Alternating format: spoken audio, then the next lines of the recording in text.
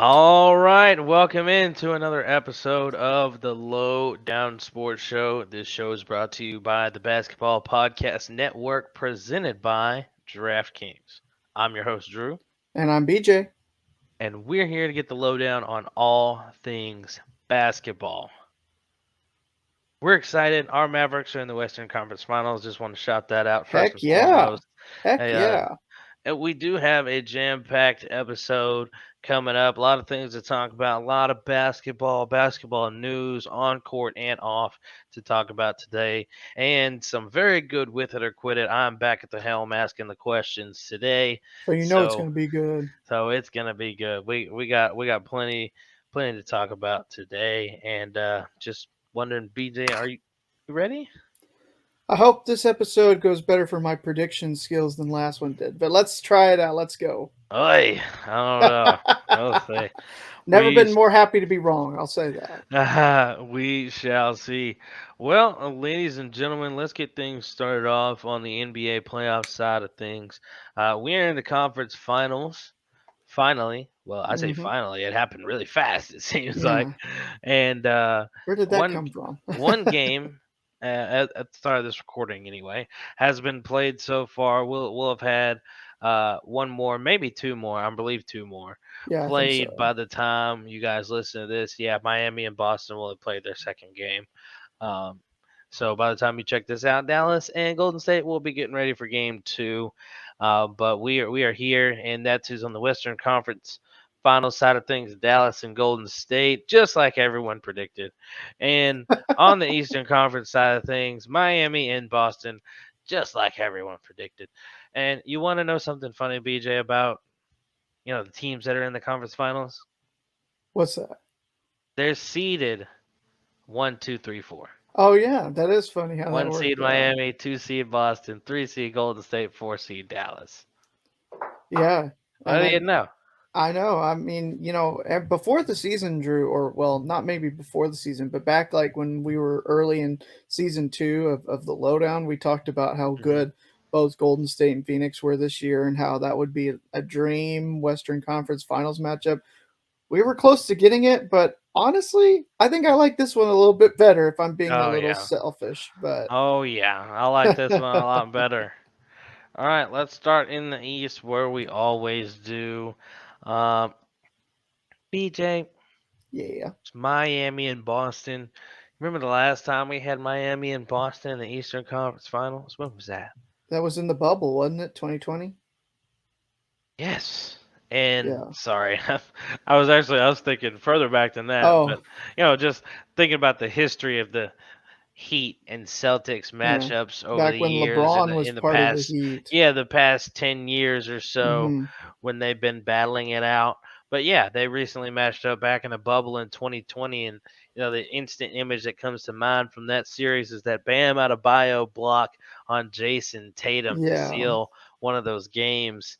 And here we are again, matched up at the same spot. Yeah. And all the times in the most recent history, even, the Jimmy Butler era currently, and back when LeBron was there with Wade and Bosch, Hmm. Miami has had the advantage in all Yeah. those years, similar to how Miami in the earlier years back when LeBron was there and all the time he was there had the advantage over the Pacers. Yeah. Uh, Yeah. that same type of eerie advantage is just leaking over from team to team. Miami over Boston now Yeah. after uh, you know, Boston used to kind of terrorize LeBron ever since he joined Miami. Miami's kind of had this thing over Boston ever since.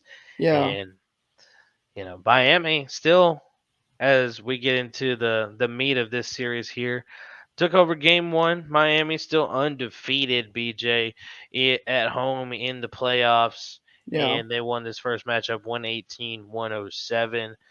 Really tight in the rebound battle. Celtics won as far as assists go. Jimmy Butler couldn't be stopped. 41 points, 9 rebounds, 5 assists. Jason Tatum had a good game, but it wasn't enough. Um, BJ, did you get to check this game out? And what type of series are you expecting here? Yeah, I was able to watch a little bit of it, and honestly, Drew, it's I think the score is closer than the game really felt. Miami was pretty much in complete control for the majority of it, and I expect that unless the Celtics can get some guys back, I mean, you saw earlier, I'm sure that they've got a whole bunch of COVID positives that are hitting them at the exactly wrong time. Yeah, In fact, let's see. They were without Al Horford and Marcus Smart for game one. And I believe you tweeted that they were, let's see, how many tested positive, or they just says several staff members. So I was looking yeah. for if there was a number, but um, yeah, it's one of those kind of things that all the bad luck seems to be hitting the Celtics at the wrong time.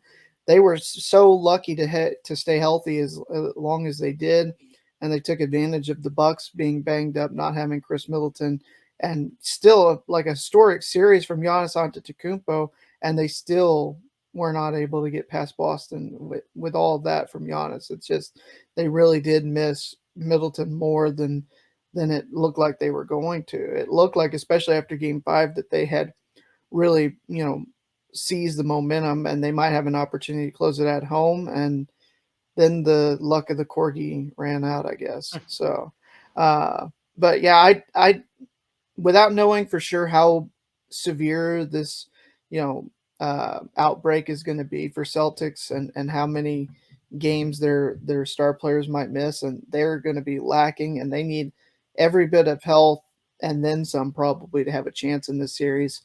I just can't see Boston getting past the sixth game. I don't know if they get to game seven in this series, especially if they don't get some guys back healthy like Horford or Smart. It may end up being Miami in five at this point, just from what I saw in game one. Now, you saw it in game one with the Suns and the Mavericks, how you can't make, you know, predictions of a series after just one game, but it's kind of hard to believe that unless Boston heals up real quick that they can keep this series competitive.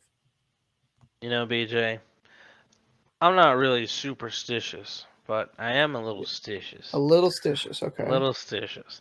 Earlier in the let's travel back a little bit in the play in, and this as far as cases, health and safety protocols. We haven't seen nothing so far up until this point since Paul George. And Paul George was that only isolated person that could Yeah, not play for the Clippers in that game, yeah. which was a little sus to me. How, like, not one star that they have, happened to hit protocols. Like, all right, whatever. But nobody else has had any issue, with all the travel back and forth, Mm-hmm. everything up until this point when Boston's at this pinnacle of the playoffs, about to hit the Mm-hmm. finals, boom, all these cases show up. All their staff members got protocols. Like, I'm not Mm-hmm. saying stuff is scripted, but it is a little suspicious It's a and little sus. unfortunate because like I would just like a really good series. So does that mean I don't know what it means. I really don't. But it's just convenient that it's all happening when it is. And what if Miami gets up 2-0 and then everybody is magically out of protocols and it's back for game 3 and they go four straight on Miami and do some, It's possible. Miami being up on Dallas back in 11, losing four straight, going bah. Or sorry, Yeah. Dallas being up on Miami back in 6 and losing 4. And it is just wild when those situations happen. It would have been just as wild if Dallas would have won. It would have been just as wild. Uh, hold on, he's having issues.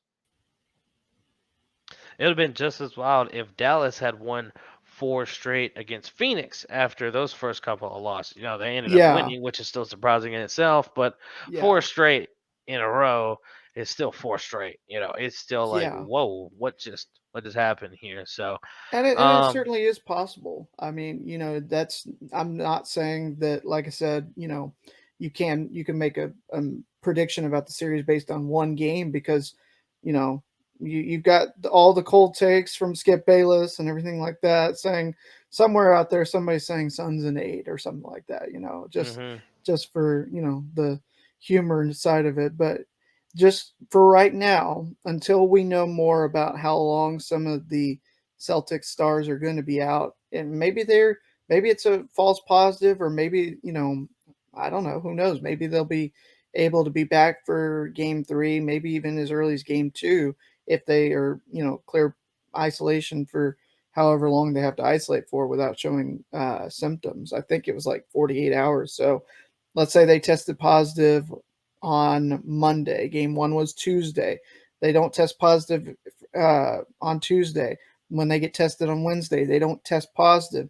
They could, in theory, be able to travel and go play in game 2. But who knows? That we're not privy to that information. Yeah, and however it goes down, I had the Heat getting past them anyway. Mm-hmm. I guess as we're throwing in predictions here, I guess I'll casually throw in mine just like that. I had Heat in 7 from the get go. I just once we got past the Suns and it was Heat on the other side, uh, with a chance to be in the finals, I was like, this is just destiny for Dallas, Miami. round Every 3. time, yeah, every It's time just Dallas makes it to the finals, they get Miami or something. Yeah, it's destiny for Miami to see us there once again. We got to have the trilogy. We got to decide it. We're 1-1 in these matchups. In the Yeah, finals, they won 06. We got 11. Got to settle it now. And I yeah, just feel like it's meant to be. And Miami has a tough test over there, but I think they've got a crew enough to get past it. And even without Kyle Lowry, whether they get him back or not, he hasn't been that much of a factor to where hmm it's like a difference maker in the series or not. He definitely helps, but his subtraction isn't anything that's gonna be any detriment to them winning that series or not. yeah. So and it's felt like destiny. I don't. It sounds weird to say it, but Mavs Oh, just getting to this point, and some of the things that align with 2011, and just the chance on the other side for round 3. It's just like this is it feels like it's supposed to happen. So I got Heat in 7 over there. Regardless of if Boston gets their crew back, I think it'll be too little, too late. Miami will see yeah, momentum. They'll run through. They'll burst through. I think Boston's gonna have some fight. Jason Tatum and Jalen Brown gonna go down swinging, but yeah. uh, I think Miami's gonna get past them at the end of the day. Heat in 7. I think so too, Drew. Like you said, even if they get their guys back, I still think that Miami was gonna, and they were gonna trade, going home and home and home and home. So essentially, like what we saw in the Suns Mavericks series, which in of itself was funny because last year it was the exact same for the Mavericks, where it was road, road, road, road, road, road, but Game 7 goes to the home team. We see the exact opposite with the Mavs on the road in Game 7 being the only road team to win in that series against the Suns. Hmm. So if it does go the full distance, I think Miami, just because they've got such a great atmosphere at home, and I don't know. I mean, you're gonna have to show that you can win on the road, and there's not a whole lot of teams that we've seen in in these NBA playoffs that have actually won games on the road. We've seen the Bucks, we've seen the Bulls, we've seen the Mavericks, we've seen the Warriors, and we've seen the Suns, and we may have seen the Grizzlies. I think they did get one. I'm just thinking about teams. Of course, Miami has done it. The Sixers did it, but out of the teams that are still remaining, they have won on the road, and so they're going to have. I think the Celtics, in order to win the series, are going to have to do something that nobody has done to this point, and that's win on the road in Miami.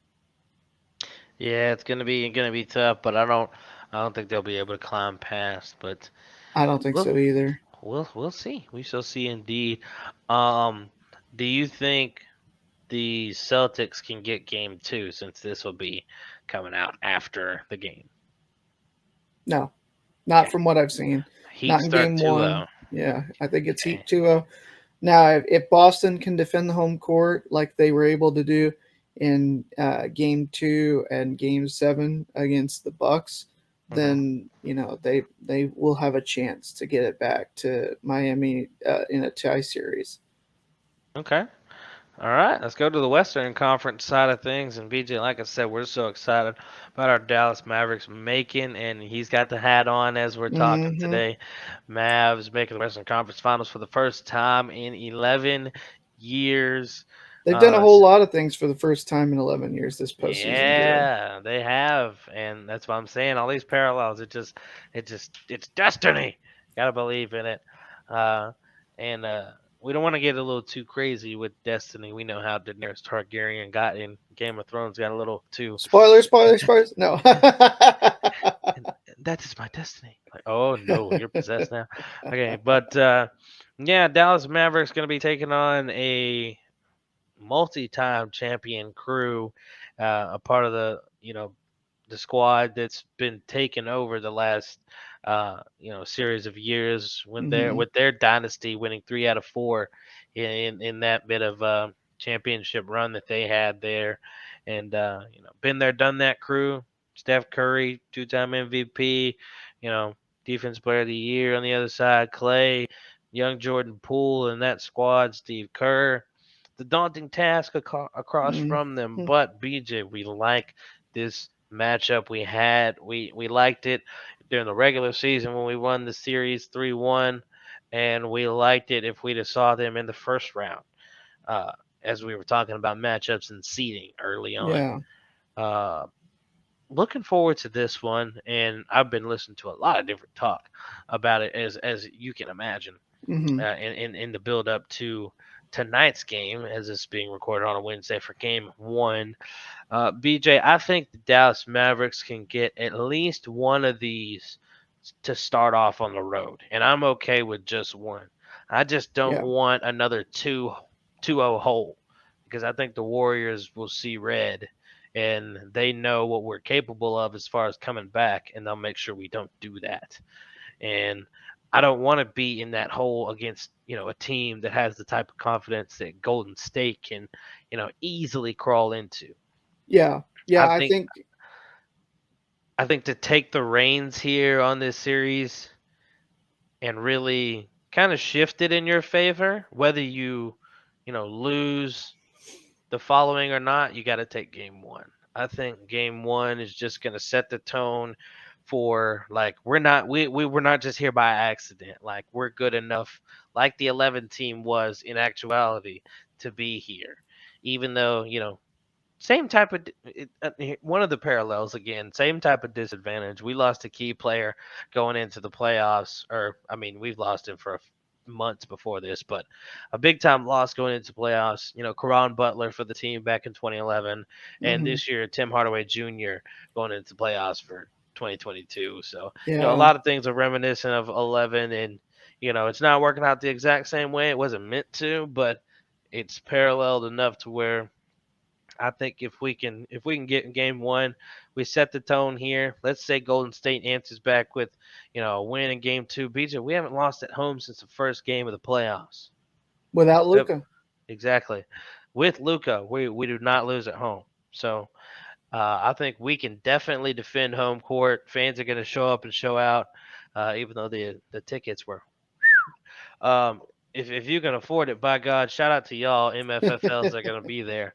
But I think we can be in a situation, BJ, where we can start this series off with complete control by the time we come back and talk about this again and be up 3-1 on these guys. Oh, I like that, but I'm gonna do one better, Drew. The you were making the No parallels. way. You were making the parallels to 2011. I Stop it. seem to remember a dynasty in 2011 that the Mavericks had to go through in Oh order to get man. to the finals when they took No down the way. Lakers. I'm not saying the Mavs are going to sweep the Warriors. I'm But just you saying but you're if about to you say it. if you want the parallels, then Do you you want cannot it? go and talk about it without making that comparison. Because in this current time frame that we're looking at, it's not the Lakers of the 2000, the late aughts and early 2010s that are the dynasty. It's these Warriors, which have looked like the scary teams that were winning championships just a few years ago in this postseason thus far. Adding Jordan Poole, having him emerge in the absence of Steph Curry in the first round, added another weapon to this team, and now they're going to have the splash quadruplets almost out there in Golden State. So, that's one thing that the Mavericks did not see a whole lot of when they played Golden State in the regular season was this Jordan Poole. Now, that being said, the Mavericks certainly have the talent to go in and at least steal a road win, like you Mhm. said. I don't know if they're going to get both. Like I said, I don't expect them to sweep the Warriors. I just think if they did, the comparisons would just be too much to not take a look at, because you've got a similar storyline in that Lakers team that the Mavericks went through in the Western semis compared to this Warriors team. Now, they don't have that new, young, and up and coming team like the Oklahoma City Thunder that they went through in the conference finals that year. But you could make the argument with the Suns that, as young as they are, the talent they have, minus CP3, that could have been, you just flip flop it around one round for the other. I'm not going to Mm. make that argument, but it is a very interesting comparison to say the least. Um, if we do want to go ahead and do predictions, I do agree with you, Drew. I think that they can absolutely win one on the road when they've needed to. They did, as you saw in Game 7 in Phoenix, and they, not only just winning, but the way that they won in that convincing authority. And just I don't think, you and I were talking about it, Drew, on Sunday. We've never seen a Game 7 like that before, where it was just completely one sided. I asked you, I said, what's the biggest blowout in Game 7 history? You said it's this, and I couldn't find anything that said otherwise. So I would, be hard pressed to find a more dominant performance on the road in a Game 7, like win or go home, than what we saw from the Mavericks. What's your official prediction, BJ? You didn't say it. I think you know what my official prediction is going to be. My No. official prediction. I'm Okay. gonna give you. I'm gonna give you my heart's prediction as well. Oh, buddy. My heart's prediction is Mavericks in 6, winning on the home court. My official prediction is going to be Mavs in 7, just because I think, if I'm being honest, the Warriors have the talent to steal one back home and shift it to being home, home, home kind of deal. I think they can go back into going back to San Francisco at a 2-2 tie. Warriors take Game 5, and then Mavs, similar to how they did in the Western semis, win Game 6 and then have to go and win Game 7 on the road. That's my official prediction. I hope that my heart is right and says Mavs in 6. But this is going to be a very good series, Drew. I'm fully excited to watch this all the way through, one way or the other. I'm hopeful that it doesn't end here. I'm very content with how far they've gotten this year, because you know a lot of people wrote the Mavericks off in the series with the Suns. Nobody had them going and winning. Not even you or I. We were hopeful, and I said I thought they could take it to 7, and they did that and then some. So I think they've got the talent, and they've been playing like a championship contending team. They can win it all this year. Let's hope that they keep the track rolling. BJ, I was looking for another comparison here, and I'm thinking I'm gonna find it. So hold Okay. on. Okay. So if this were to hold, okay, so I'm gonna go ahead and give you my prediction. Mavs in 6. Yeah. Mavs in 6. They don't lose a home game. Okay. If that holds through this conference finals, the Mavs will have the exact same number of home losses that they had in 2011 going to the finals. Their 0. own no, they had one. Oh, that's right. Sorry. They had one. Ours was Without Luca. obviously Jazz game 1. Hmm. Our one home loss was game 2 versus OKC. Game 2 Gotcha. versus OKC in the Western Conference Finals. Yeah, and that So, also was a 3-4 matchup, because Oklahoma City had upset, I believe, San Antonio in yeah, 2011, and they were the 4 seed. that was our only loss in that series too. Hmm. Um and then let's see. Let me double check up here. And I don't remember exactly, but I'm double checking just to make sure before I spew off of the mouth. Okay, so we did lose one at home Yeah, it was in the the finals. It was game game that 3. LeBron, yeah, the one that Yeah, LeBron and D Wade were making fun of Dirk because he had the flu. yeah. Um. Okay, so I mean, For right now, BJ, I think we can win them all at home. I think it's possible, and I really feel like here I'm gonna get real specific with my predictions here. Okay. Um, I think Mavs Mavs win game one, drop game two, win 3 and 4 at home to have a 3-1 lead. Hmm. Go back to Golden State, lose that game five. Go back home and take care of business at the crib and go to the finals in six. I And think it I goes down I like that. I would love Um, it. the only thing that I'd like for one little wrinkle to switch, or something, just maybe I'd like for this to be the round we lose one at home, even though I don't want to see it. I hope we don't lose any at home. But Hmm. if we're gonna lose one, I'd rather it be now than Hmm. in the finals, because I feel like if we lose one in the finals, it would hurt our confidence a lot more than it would right now. Yeah. So, but sticking with Mavs in six, that's how it's gonna go down. Those are the games we're gonna win, and we're going to the finals, baby. Get your clips ready on Twitch, Yale. We're going to the finals. We're going to the. I feel like I've said this. I don't know if I said this on the pod or not, but once we got past Phoenix, I'm all in on a championship now. I'm in. They have sucked me into their brand of basketball, and just I'm bought in. I feel like I'm part of the team. I'm Ever since the Jason trade Kidd. deadline, where they've gotten so much better defensively, they've been playing at a championship contender level, and they're not afraid of anybody. They weren't afraid of Phoenix. They went in there and they found a way to win in a hostile environment. Game seven, they're not afraid of the Warriors. They're not even afraid of whoever comes out of the East, whether it's the Heat or the Celtics. They went in. I think they got pretty close, if not winning in Boston. I know they won in Miami this year. I'm pretty sure. Uh, so I'll go back and double check that, but I'm pretty sure they've won. I know they've won at Golden State. I'm pretty sure they won at Boston. I think they won at Miami as well. Mavs in six, baby. Mavs in Love to see six. it. I would Love love to to. see it. And BJ, for the last five home games I've been at for the Dallas Mavericks are 5-0. So Hmm. just There saying, you just go. uh, oh yeah, You ended your streak and you started another one, which is I much better. I did. This is a much better streak. I like Hmm. winning streaks. They're great. Yes, sir. It's all part of that good NBA playoff action, BJ, which it's non-stop at DraftKings Sportsbook, an official sports betting partner of the NBA. This week, new customers, that could be you, can bet just $5 on any of those teams. You want to bet on the Mavs, you know you do, to win and get $150 in free bets if they do. Yeah, that's right, Drew. If you're looking to turn a small bet into a big payday during the NBA playoffs, you can do just that with DraftKings same game parlays. Create your own parlay by combining multiple bets like which team will win, Dallas, the total three-pointers they're going to make, 17, the total rebounds, I you can put whatever number you wish in there, and more, and boom, you have a shot at an even bigger payout.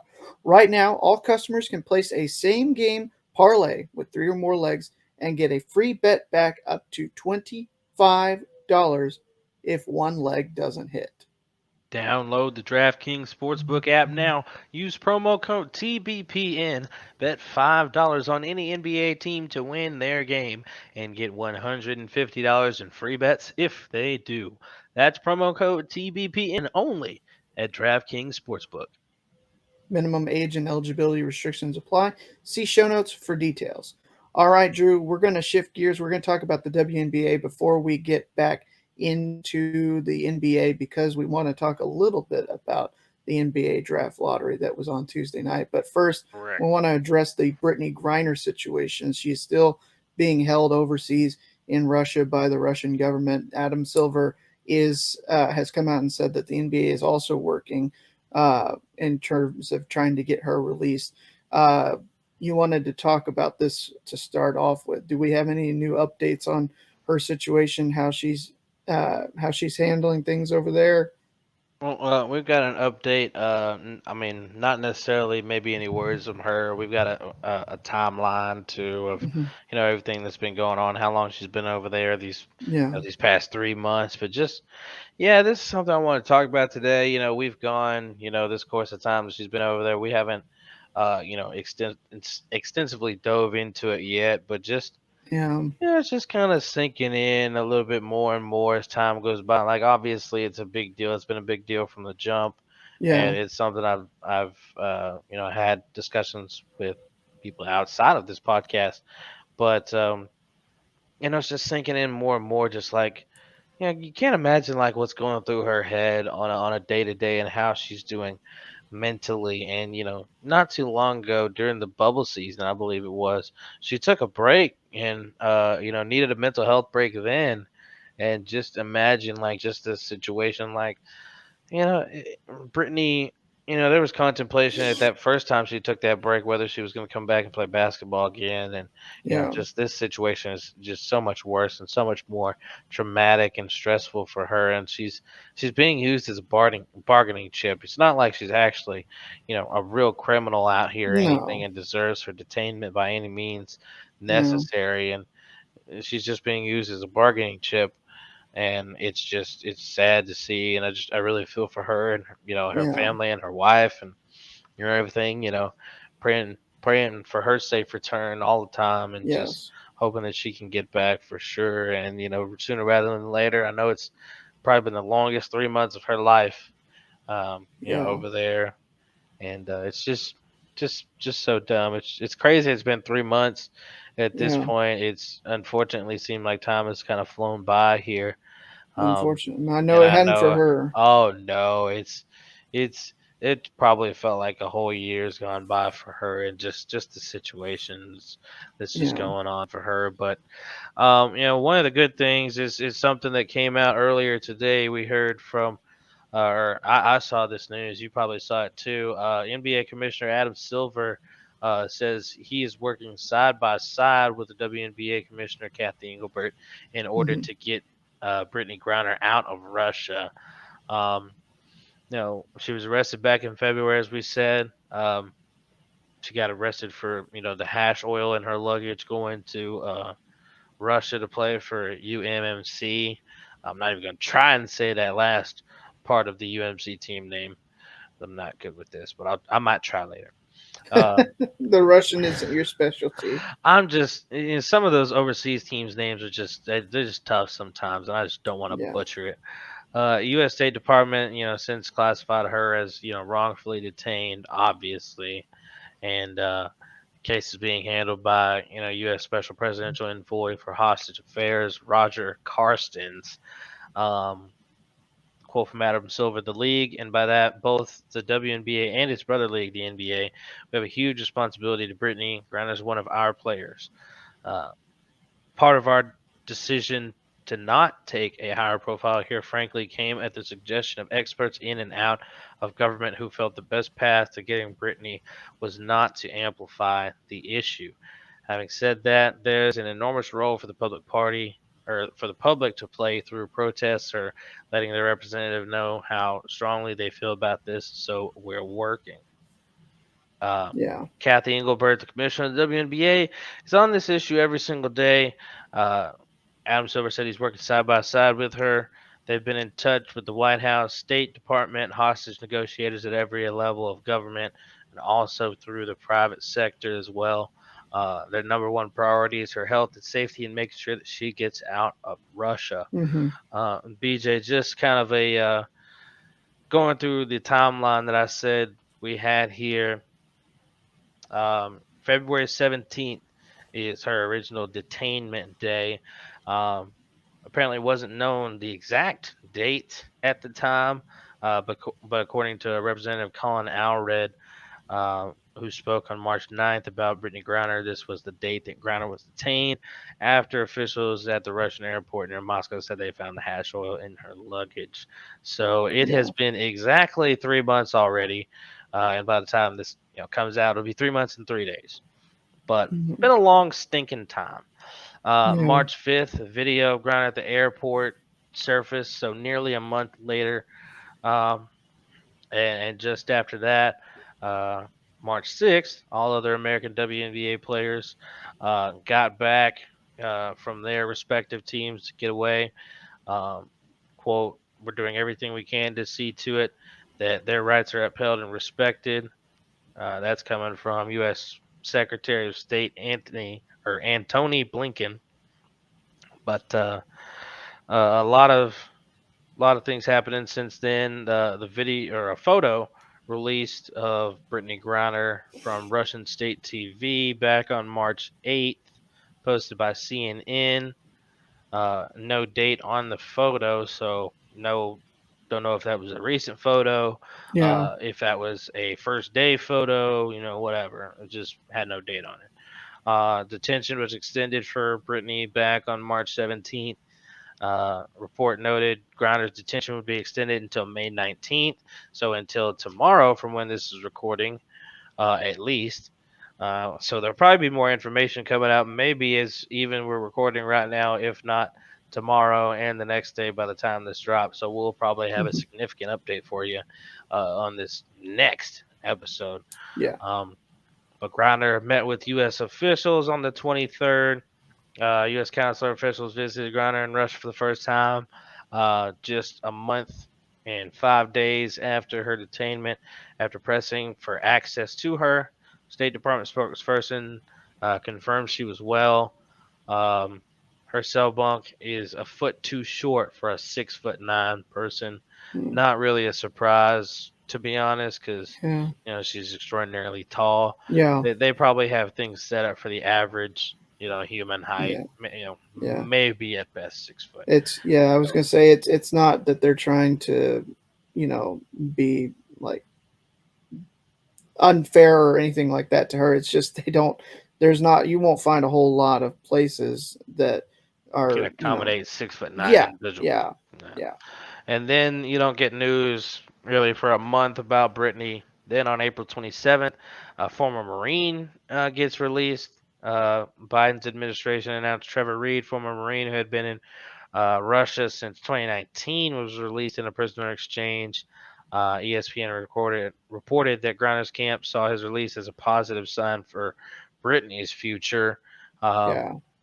which is a positive for all of us that have been Yeah. hoping for her uh, safe release here. And then a little bit later, not too long, May 3rd, Griner deemed wrongfully detained by the U.S., which we mentioned earlier.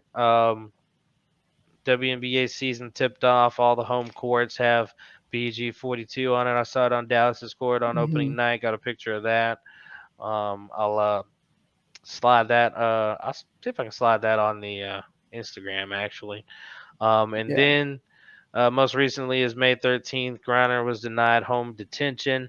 Griner briefly appeared in court. A judge denied a request to move Griner to home detention. Griner's lawyer, Alexander Boykov, told the Associated Press that her detention had been extended by a month.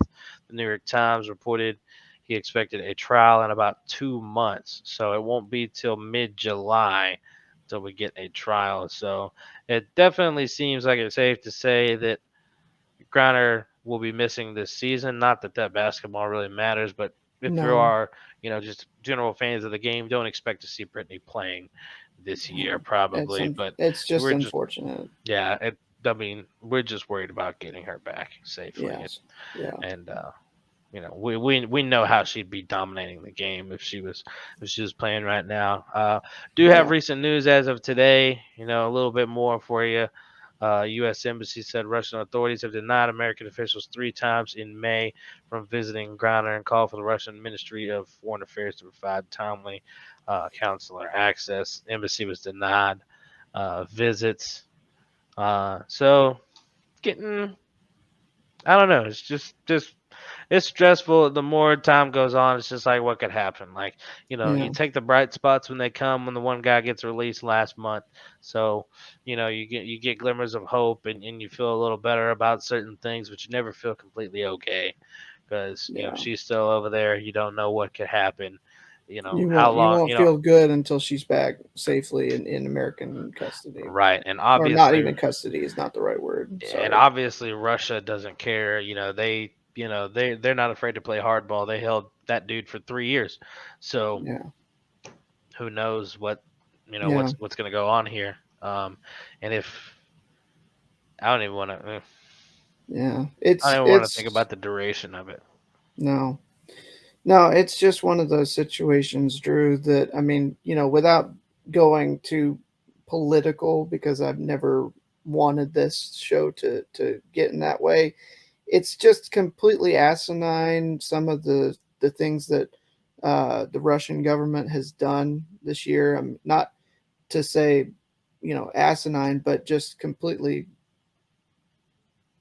It's diabolical. It's just disturbing what we've seen, and this is the latest of those, that they have outdated rules and laws in place that someone cannot have a small container of hash oil in their luggage and then they get held for 3 months. Like, Yeah, I don't want to know what the Russian government would have done to one of its own citizens, because I don't know if this is just done because this is a high profile American citizen that is going to, get a lot of attention, or if it would have just been that they're take the Russian citizen in the same situation behind the shed, and that's it, or something like that. It's just, you don't know what they are capable of. yeah, And it's just, the longer that this goes on, the more that you worry, and just are fearful of what they can and will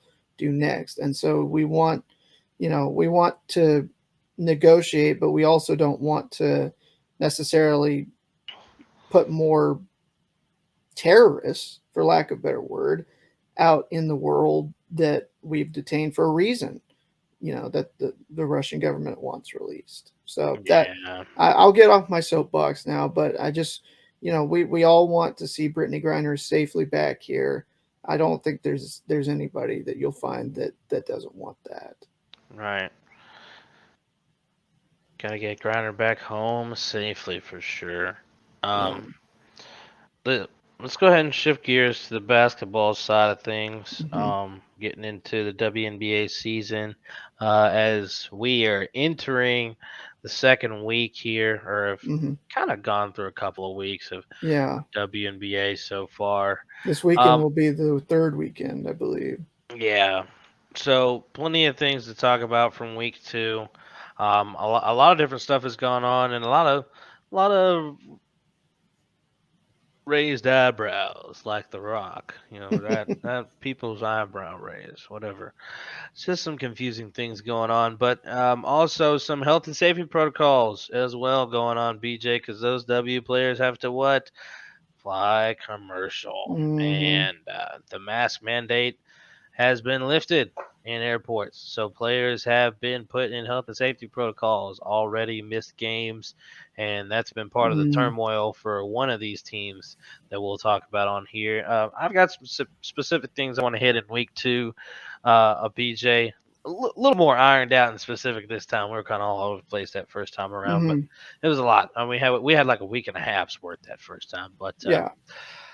this time I want to talk off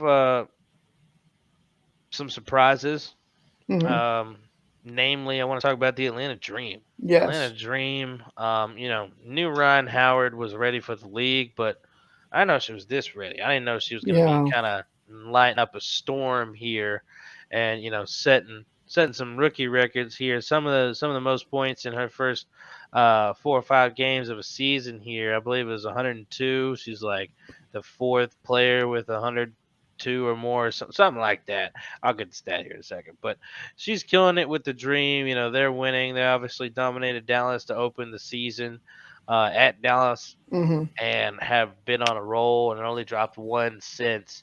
And she's been kind of the success story of that, leading that team. And there's been talks of her early on being, possible to be like Candace Parker was, Rookie of the Year MVP in her first season, Yeah. and the way the Dream are going right now, because anticipating Dream going into this season, we thought Dream were going to be bottom four in the league once again, but some things are shaking up to where they may not be. And here's that stat: Ryan Howard has scored 102 points through her first 5 WNBA games. That's the seventh most points scored through 5 games by any WNBA rookie ever. Wow. Ryan Howard, of course, at number 7, 102. Tied at fifth. I don't remember this player's first name. Something Bolton and Asia Wilson at 104. Tamika Catchings with 105. Um, Nikki McCrae with 106. Cappy Pondexter with 115. And Simone Augustus at number 1 with 116. Mm. So Truly def- remarkable. definitely doing some big time things already and making her impact. And she had, I believe, 4 blocks in that first game against Dallas. And it was kind of a quiet night she had too, and it was still she still led her team in multiple categories. But she's dynamic, Hmm. and she's making everyone believe that she was very much worth that number 1 pick. Yeah. Looking like the best number 1 pick over the past couple of years. Uh, and really making it known that she deserved to be number 1. Time, when being asked of Dream's record, that's why they brought me here. She said. So Yeah. Atlanta's Dream starting off pretty hot, 4-1 in the Undefeated first away five from games. home. Yeah, 4-1, 3-0 on the road. Been pretty good start for them. Yes, indeed. And the Oof team, I'm calling them my Oof team. That's New York Liberty. New York Liberty started off this season with a surprise victory over the Connecticut Sun to Hmm. open up the season. They kind of had a dramatic opening to the season before that, I believe, or the might have been Sabrina's rookie year actually, with that buzzer beater 3 or something like that. Just a big time game. They have dramatic openers, but they've Hmm. dropped every game since that opener, BJ, Yeah. and they had a historically bad franchise franchise record bad night last night. Let me get to that. Mr. Miles Elric from Winsider. I had some of those numbers from the Liberty's tumultuous night on Tuesday night, BJ. They had a franchise record for turnovers, and they just could not get it done. They've been Wow. playing pretty bad, and some people, just the way the roster looked on paper, you had some faith in it to Hmm. actually slip into the playoffs and be that team that made it in and keep the sparks out. But Yeah. yeah, they're just I don't know. It's not looking too promising here. Yeah. So as I get past the post game quotables here, uh, all right. So New York Liberty on Tuesday night finished with 32 turnovers, which is the Golly. worst mark in franchise history and just one short of the WNBA record of 33. Gee, many. Final score in the loss to Connecticut, 92 to 65. Yeah. Um, for his historic purposes, that number 1 time with those 33 turnovers per WBB timeline on August 17th, 1997. The Utah Stars turned it over 33 times in a loss to the Phoenix Mercury with 4:41 to go in the second quarter. The Liberty, oh, sorry, that was for something else. Stop at the Phoenix Mercury. That's the end of it. He was answering somebody's question. But yeah, you get the All point. good. It was a really bad night for New York, and they're Very just bad. Yeah. all out of sorts with a team that has got a lot of talent that should be able to put it together. Is just looking like they're going to the lottery right now, which is Yeah. really weird. Kind of Um, surprised by the way that the Storm have started too. They got the win on opening night, and then since then, it's been some tough games that they've had to play, but they haven't won since then. They're 1-3. I think well, they'll get it figured out, but just kind of a little bit of an early, first couple weeks surprise to me at least. yeah, Storm's real hiccup is because one of those players in health and safety protocols is Brianna Stewart. Yeah. And I believe they won that first game with her, and then she's been out these last 3 because of the protocols, and they've Hmm. dropped them all. So you know how important she is to that team. Yes. Um, Yeah. and especially without the same type of role players that they had in the past when they were champions. The Hmm. Canadas of the world, Alicia Clark, Howard, and all those players are Yeah. gone, so they can't afford to not have Stewie on the court. They don't have enough anymore.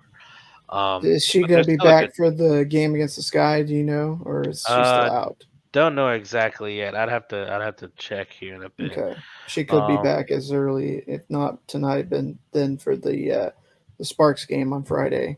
Possibly yes. And some of the drama that happened, we're still kind of mainly talking about Tuesday stuff since we're early in the week Hmm. with this, but Tuesday stuff is just fresh because there was no Monday games. 5 games on Tuesday night, BJ, Hmm. and most of them were blowouts. Yeah. But there's tension going on in Phoenix. I know some players aren't a fan of when the camera gets to the bench and players are arguing. It makes it look like there's a little bit more drama than there actually is. Players Hmm. argue and all that, but I don't know because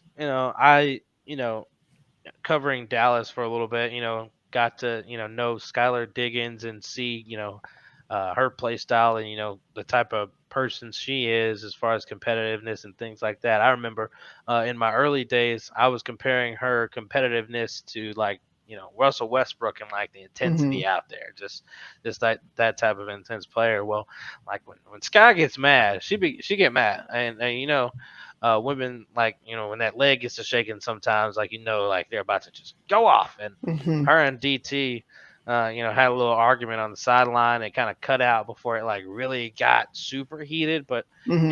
there was definitely plenty of frustration.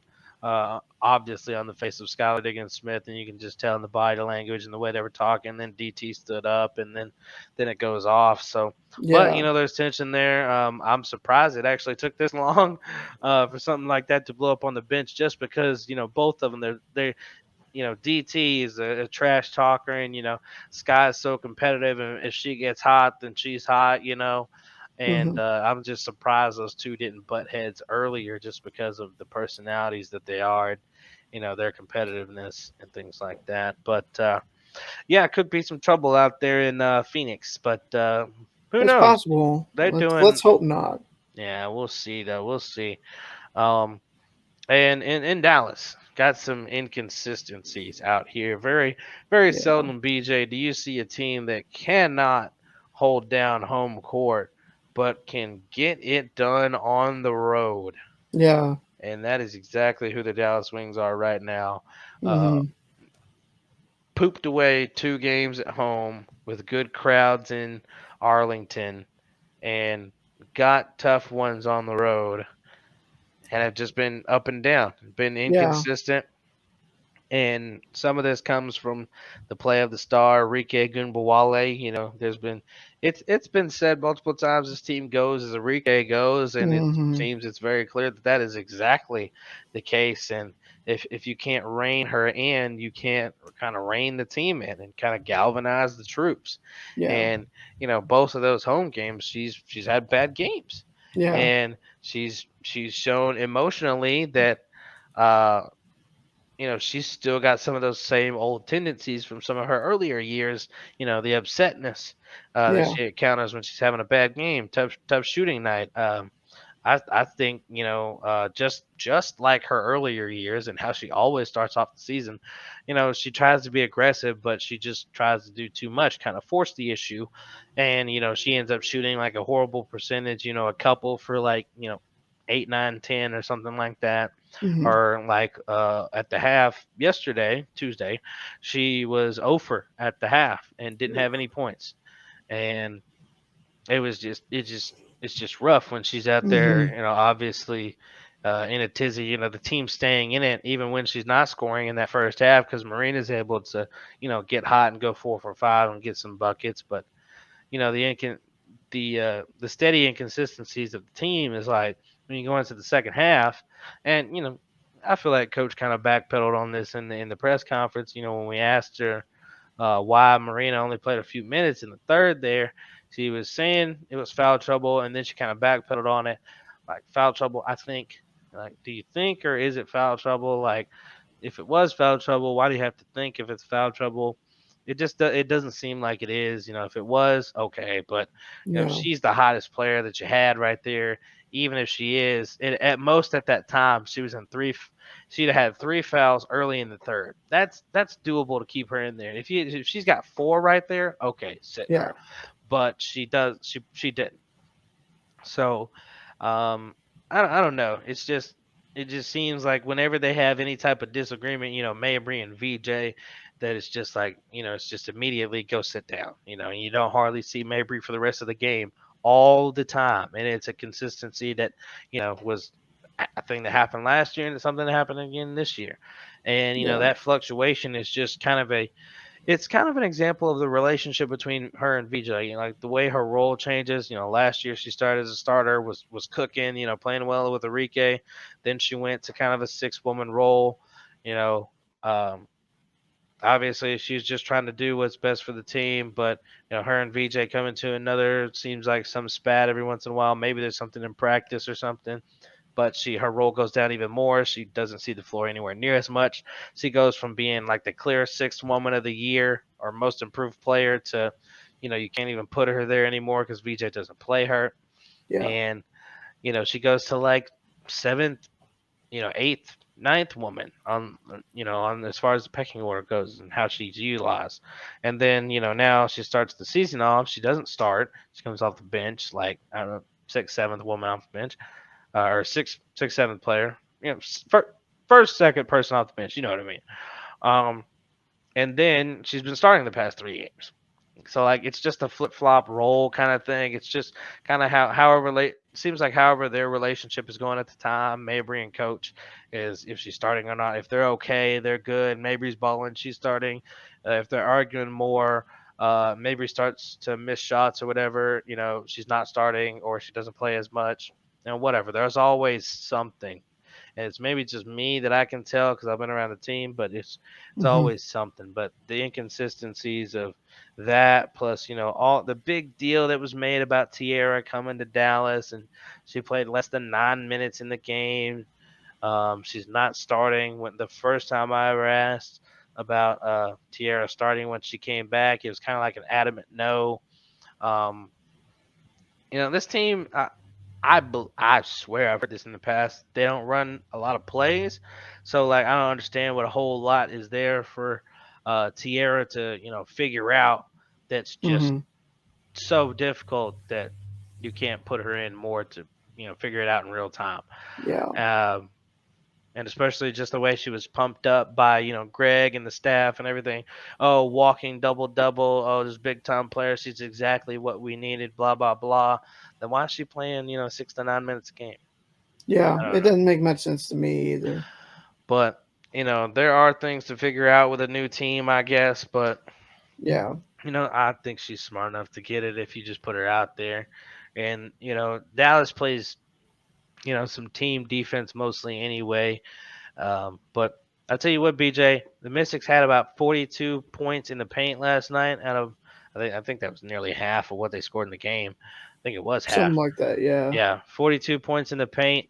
And you put Tierra in there more to disrupt and kind of protect the rim like she was supposed to be brought there to do, Hmm. then you don't give up 42 points in the paint and get absolutely dominated by the Washington bench.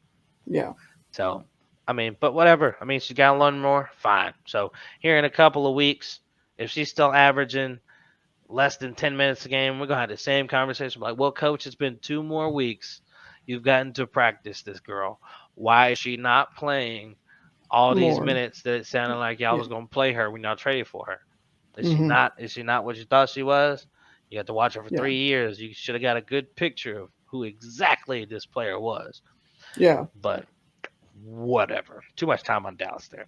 Okay. So teams that are winless at home in the WNBA. Obviously, the Dallas Wings we've talked about. Hmm. Minnesota Lynx, who have just started off tumultuous, just players waived here, players signed, they waive them again. Just this Hmm.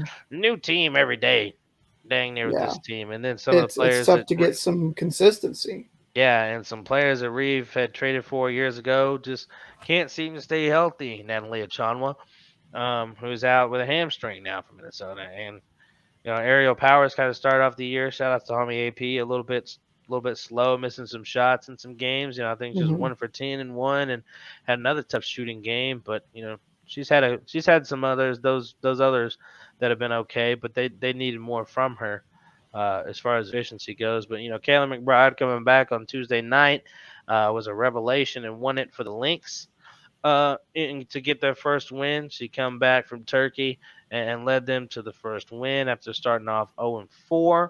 Hmm. She had a huge season overseas. She was big time. I got to watch some of those games and one of the bigger ones that she had overseas. So she's playing some really good basketball right now. But Lynx finally got their first win, and the last winless team at home, LA Sparks. Sparks only played one home game, so I mean, It was last night. yeah, not poking into that as much. That was that win by the Lynx as well over the Sparks. So not poking at them as much as far as the winless at home thing, but No. they are winless at home technically. Yeah. And winless on the road teams here. Uh, Seattle Storm. That's mostly because Stewie's been gone, and all these Hmm. games they played on the road, Stewie hasn't been there. So you kind of take that situation with a grain of salt.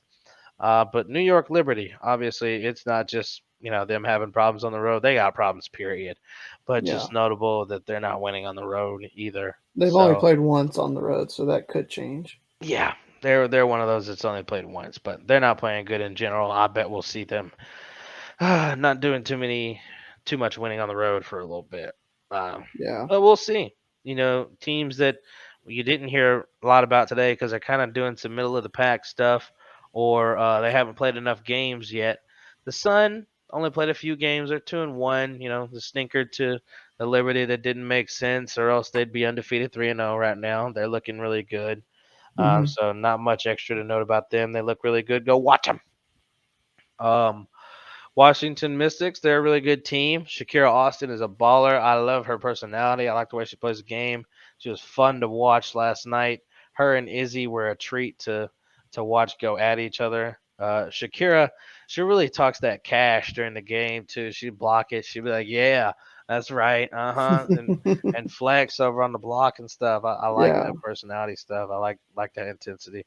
Um, but yeah, Mystics are really good. They'd be undefeated 5-0 if not for us beating them at their crib that one time. So Yeah. Mystics are looking really good as their team's coming back and healthy.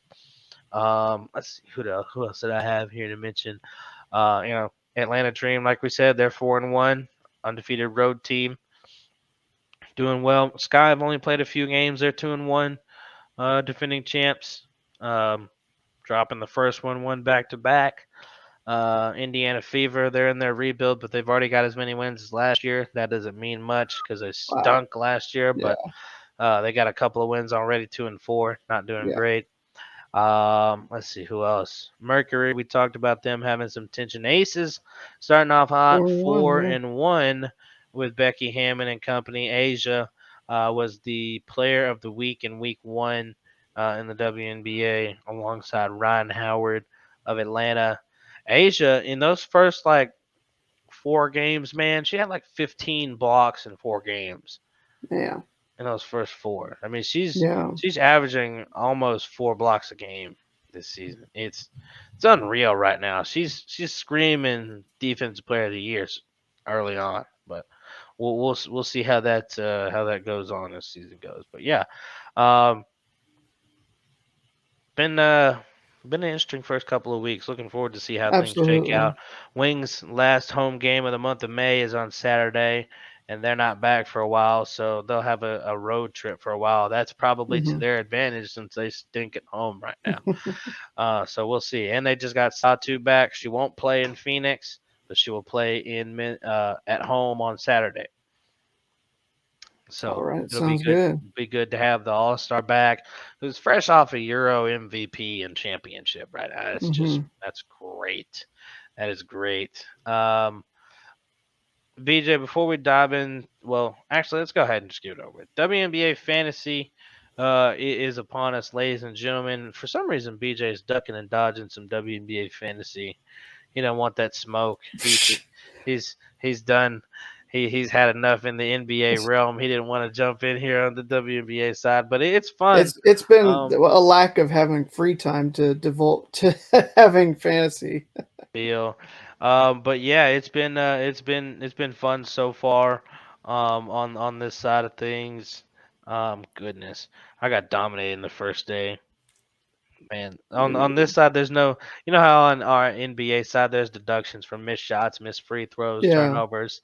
There's no deductions on this side. It's just the positives. So, numbers sounds would be good. really weird if they were. But I went against somebody yesterday. You know, Tariq was in our other league, but his team went off on me last night. Mariah Jefferson had her best game in a while. She's in Minnesota now after getting traded from Dallas.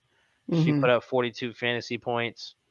Kayla McBride, who led the Lynx to the win, put up 38 fantasy points. Yeah, that's Tina tough to Charles, overcome. Just the two of those yeah. players. Then Tina Charles had 29. Stephanie Dolson had 24. I had one player yesterday have 20 plus, and that was Brittney Sykes. Rough start to the That's week. rough. Very rough. Yeah. But W Fantasy is it's fun. There's one wrinkle I don't like. I wish there was like a utility position that was another utility position that was guard forward or something, or another Hmm. utility position. But you can never play more than three guards, whereas you could play like five forwards if you wanted to. Hmm. So that's what stinks because if you got plenty of good guards and you don't have forwards playing, but you have enough guards, or you have more guards playing, but you can't play them all because there's not another spot to put that other guard. Yeah. It stinks. So Yeah. you kind of have to keep an eye more on the waiver than you normally would. Um, just as far as the shuffle in and out, if you can, if you got a player that you can't play that's a guard, you can go grab you a little forward because you can only play a forward here. Yeah. So but it's good overall. Something cool, BJ. I don't know if you saw this when I posted it. One of my reports on Ty Harris's ankle injury being questionable for the previous game, not Tuesday, the Hmm. road game.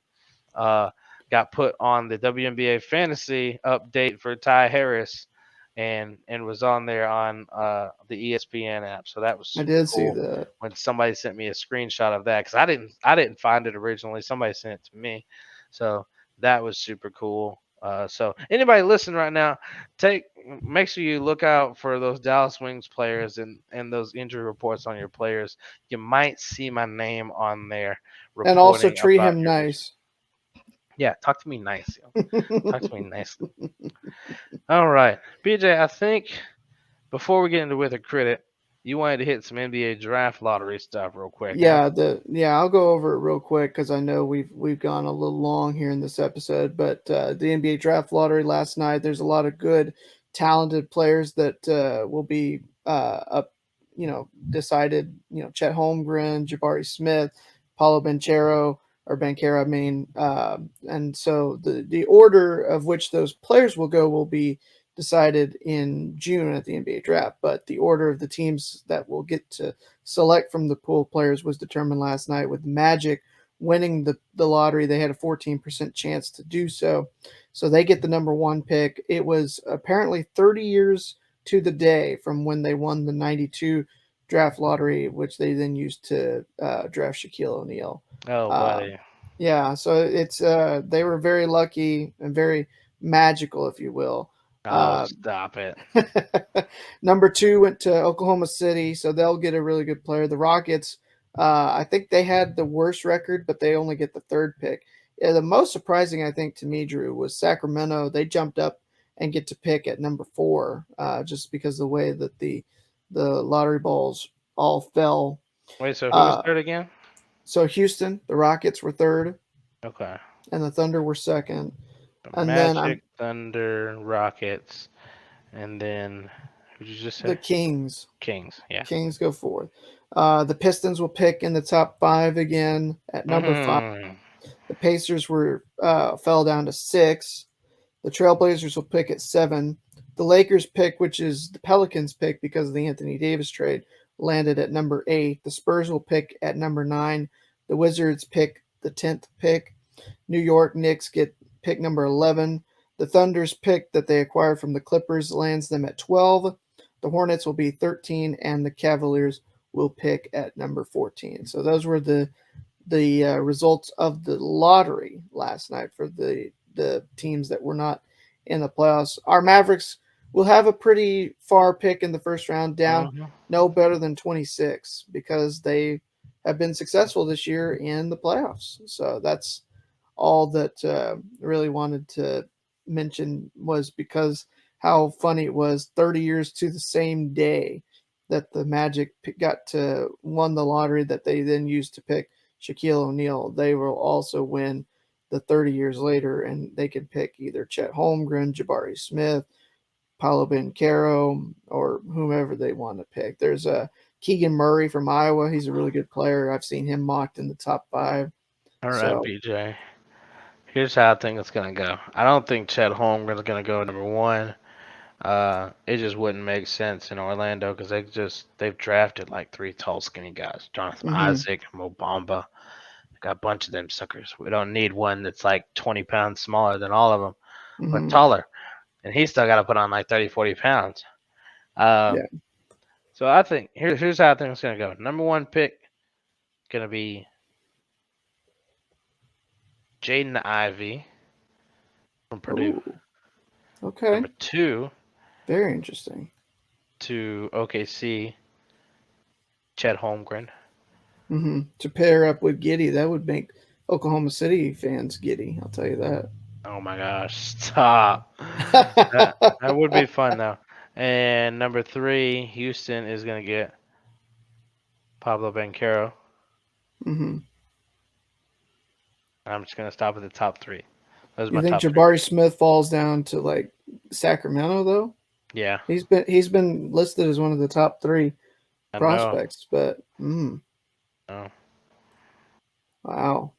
All right, Kings interesting. Kings get some fortune. Yeah, maybe they need You it. know, They've got to get something figured out. here's my alternate. You said Jabari Smith, right? Yeah, from Auburn. Number one, Jabari Smith, Okay. and then Chad Holmgren, number two Mm-hmm. still, and then Banchero, three, and then Ivy, Ivy four 4. to Gotcha. Kings. So Ivy's either going one or four. He's not going to OKC, and he's not going to Houston. Makes sense. And Interesting. Holmgren is not going to Orlando. That's Gotcha. what I think, anyway. All All right, right.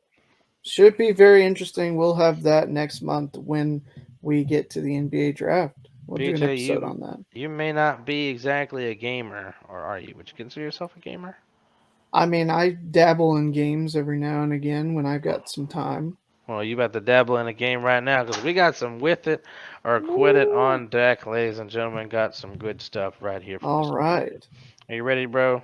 Yeah, let's do it, man. All right, let's get it. Number one, guacamole is underrated. Just plain and simple, it's underrated. An underrated food slash snack. With it or quit it. Well, it depends on how you feel about guacamole. I love guacamole. I don't think it you can have it enough. But if people don't like it as much, then yeah, it would. I would think underrated. Um, I like it. Like, does I it get like it raw. enough credit for? Like, does guacamole get enough credit? Well, I mean, are we talking like, Texas only? Or are we talking nationally? Because I mean, Cause it goes with more stuff than you think it does. yeah, chips. Just like it's so universal, it makes all your Hmm. stuff better. You wanna Yeah, you want it on some toast? By God, you got some yeah, delicious avocado, yeah, guacamole, whatever toast. yeah. You want it on some fajitas? By God, your fajitas are gonna be twice as good as they were Hmm. before. Yeah, You want to have a nice little snack and watch a TV show? Just grab you some chips and dunk it in some guacamole. guacamole Yeah, straight up. yeah, absolutely.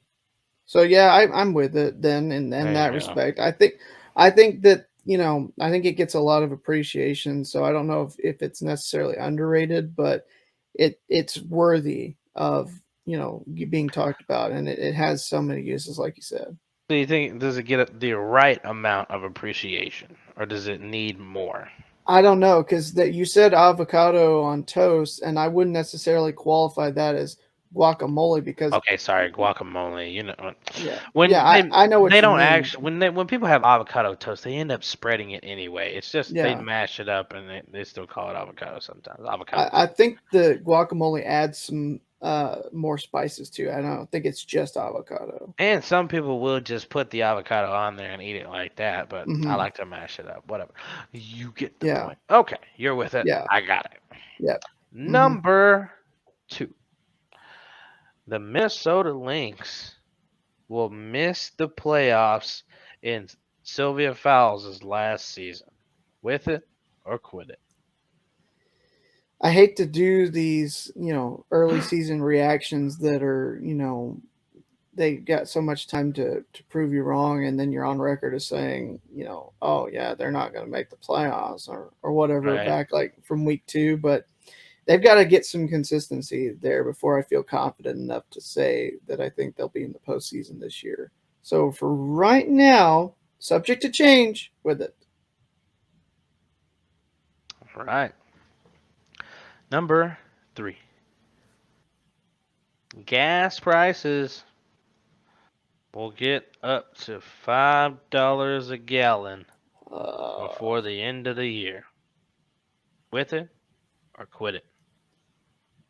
ugh, yes, I'm gonna Ooh, do one better. I'm gonna roast. say it's $5 before the end of the summer. It's Ooh, ridiculous, man. I don't know what we're gonna do. We might as well just start, figuring out how to bike or walk everywhere if we can't figure this stuff out. It's just ridiculous. Like, I mean, it wasn't that long ago that even before COVID-19 that we weren't seeing gas prices above, $2.50 a gallon, maybe closing in on three every now and again, but we never saw gas prices this high, like ever. I think this is even worse than we saw, back at the end of the 1970s when there was a gas shortage. So this is, unprecedented, not just in our lifetimes, but as long as we've had automobiles and needed fuel for them. This is just ridiculously bad. And I just, unless they figure out something that they're not willing to, or they haven't done yet to this point to alleviate that, it's not going to get any better anytime I soon. couldn't imagine being in Cali right now and those Oh. prices. But here's something crazy, BJ. I went to the All Star game for the WNBA in 2019 Mm-hmm. in Vegas. Mm-hmm. Those gas prices at those gas stations looked what ours look like right now. Yeah. That's the stark differences from, Yeah. where our gas was back then to where it is Yeah. now. And Like, and Texas is usually pretty on the low end of pricing yeah, we were at comparatively. least $8 lower than what Vegas had, if not two at that time. Yeah. $2 for sure. Mm, All right. Number 4. unfortunate.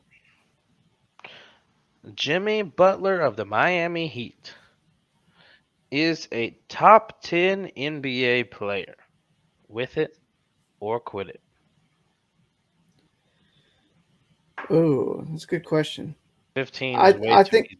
So I didn't. Yeah, I think he's playing like that ever since he got to Miami, and it just makes you Sixers fans question why they kept Tobias Harris over him. And in fact, Mm, he asked the same question. I was In about to fact, say, but speaking of which, Jimmy said that. Tobias Harris over yeah, me? yeah. All right, let's see. Real. Let's count them out. LeBron, Steph Curry, Kawhi Leonard when healthy, Kevin Durant, Kyrie, Harden, Embiid. Harden still a top 10 player? He might have fallen down a little bit. Let's see. I'm just trying to Oof. Okay. Tatum, Jokic, Luca, yeah, Jokic, Giannis. yeah, Giannis, yeah. I'm gonna say quit it. Top 15, but Ooh. if he wins a title this year, then he's got a shot. But for So right now, in this moment, Jimmy right Butler now in is this not moment, a top 10 NBA player. just on the outside, not by But much, but just on the outside. so he is a top 15 player, though. Yes, yeah, Okay. All right. Number 5. Last but not least, and most importantly, BJ, I need your thoughts right here. okay. I don't know if you ever ended up watching this show or not, but I got a question. All right. House of the Dragon, the new series coming to HBO, spinoff from the legendary Game of Mm-hmm. Thrones. House of the Dragon will be better than Game of Thrones. With it or quit it? All right. So when we say better, are we talking the series as a whole or the last The season of Game series of as a whole. Thrones? It's very, very infrequent where a sequel series or sequel in general is better than whatever This is technically a originated. prequel. Okay, prequels are in the same Same boat. sphere. Usually anything that's made after the success of something else, it usually does not find the same success. There's very few instances where this has happened. Rush Hour Um, 2 was better than Rush Hour 1. I mean, you could make, terms of TV shows, Frasier better than Cheers. You could say that. If you like the Breaking Bad franchise, I've enjoyed Better Call Saul just as much, if not maybe even more to a certain extent, of Breaking Bad. But That's a tough call right there. yeah, it's. I think it's more the characters, which obviously originate in Breaking Bad, as opposed Yeah. to, having new characters. But having it better than Game of Thrones. The original, and I know you're gonna crucify me over this. I still have never seen an episode of Game of Thrones. You make me So sick. How many episodes do we have to do before you actually turn on an episode? Good lord. What's wrong with you? It just it's takes an it's it's hour to decide. Oh my god, watch one episode. I Oh I my, always hold on. I always just How many generally how long does it take you to get into a show series? I have to. I mean, it took me. So For I'll tell you. example, I'll try to make this easier. Sorry. Okay. I'll try to make this easier. So, a show that how long do you think for a show that that you don't think you're going to be interested in or just don't have an opinion on? How long did those generally take versus a show like, oh, I think I'm going to like this one? Those probably take maybe one, right? So it took me. I'll tell you this, and maybe it's just because the way that it starts, and it starts off a little bit slow. I had to keep watching, like, until the season one finale of Breaking Bad before I was like hooked and like, okay, now I gotta see how much more it goes, like where this is going, how this is gonna end, because um, it wasn't for me that I was hooked from the first episode. I was intrigued, but it paced itself a little bit slow, but then when it ramped up, it really ramped up. So, and I'll tell you, for like some comedies, everything like that, I've watched like an episode of a comedy, didn't really care for it. I watched a couple more, and then I finally, once they get on the right track, like 6 or 7 episodes, that I finally was like, okay, and then I keep watching. So it takes me a good amount of time, just like with answering a simple question, apparently, to to decide whether or not I'm gonna want to watch a show or not. Oh my So gosh.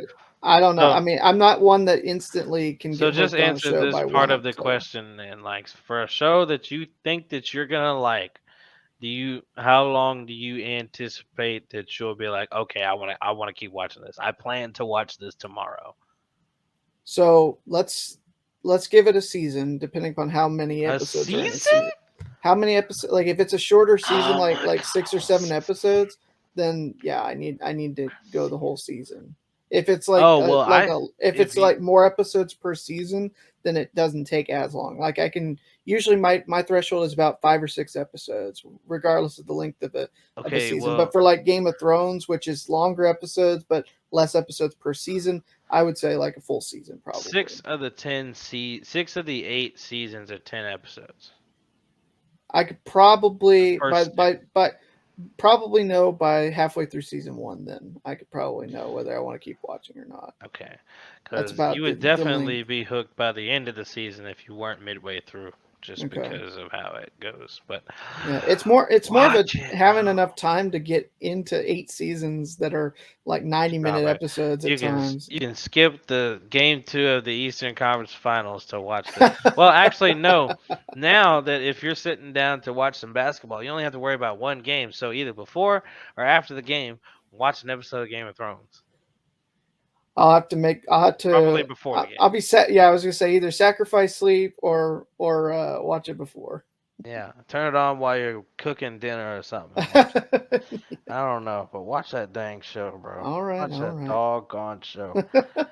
But and to make a short answer long, I'm gonna say quit it. That I don't think House of Dragon will be better than Game of Thrones. We just now It got to the it answer. Oh my god. it could be good, but I don't know if it's gonna be as good. I mean, Okay. it's a tough Yeah, bar to clear. this is definitely subjective. It's just like if you really love the dragons and the stuff, like I feel like you Hmm. can easily say yes to that. But Yeah, for everybody else, it's like, oh, we gotta wait and see. Like some of the yeah, like me. stuff that they've showed, like the trailer was dope and everything, and reviews you've heard on the first. Uh, well, I've seen that J George R. Martin has seen the first couple of episodes at least and really likes them. And it's not really a surprise. Game of Thrones, they had an incredible run of just Hmm. brilliance up until the final season's last few episodes where it just tailed off expeditiously. Hmm. Um, but they're known for doing the bleeping thing and making some good TV. So I'm Yeah. expecting it to be really, really good. And the only way it can be better is if it is literally perfect. It has to be like honestly, because Game of Thrones was for 7 seasons, it was a perfect show. Seven Yeah. seasons, it was a perfect show, and then it became not. It became undisputedly the greatest show on television. Too. I don't know about that now. Hmm. And that's kind of why it's like I don't necessarily want to get hooked on it now that I know that it's gonna be a sucky ending because it's like I wasted all that time watching it and it ends like No, this it's or not a whatever. waste. It's No. not. It's definitely not a waste because you love every minute of the first, 7 full seasons, and then the first couple of this last season, and then Hmm. they just rush it to get it done is the problem. But Yeah. everything else is great. It's That still really good to did me. that wrap Like up like 2 or 3 years ago now? yeah, it actually Golly, has been. where's the And the time gone? craziest part is like we waited 2 years for that final season too. So Mm. actually it's been 3 years. Yeah, because I remember because I was on Lions After Dark every day. Mm. Just like, oh my god, I need season 8 to get here. All that. And then when it came, I was like, yes. And then halfway through it, I was like, no. So yeah, but that's with a quit it beach, All right, good and that stuff. Good is stuff. that's also this episode as well. Been a good one. A little bit, probably our lengthiest episode of the season. It only took us 37 episodes to go almost an hour and a half, but definitely a good episode with a lot of different things on tap in the conversation today. Plenty of stuff. Looking forward to getting to in the future with possible guests and just more episodes going into the summer and WNBA ramping up even more. Guys, make sure you're following us on our social platforms on Twitter and Instagram at _lowdown. That's THA_lowdown on both Twitter and Instagram. As well as make sure you're following our Twitch at _lowdown, just the lowdown, and our new YouTube page, which we'll start streaming on and putting videos on. We might have some videos on before we start streaming. Hmm. But new YouTube page, same name as the Twitch. I think eventually we're gonna put the underscores back in just so everything's got the same name. But for right now, y'all just tap in at the lowdown on YouTube. Make sure you subscribe. It's free to subscribe over there on YouTube. So any of the extra clips from any of these live video streams we have, we'll be putting some of that on there as well as the whole live stream in general whenever we get the chance to. So make sure you look out for that. A lot of content coming through YouTube and getting some more back to Instagram coming soon as well. So Be on the lookout for the next episode, as we'll be midway through the conference finals and in week 3 of the WNBA season when we tap back in with y'all. But until next time, ladies and gentlemen, we will see y'all next time. Peace. Peace.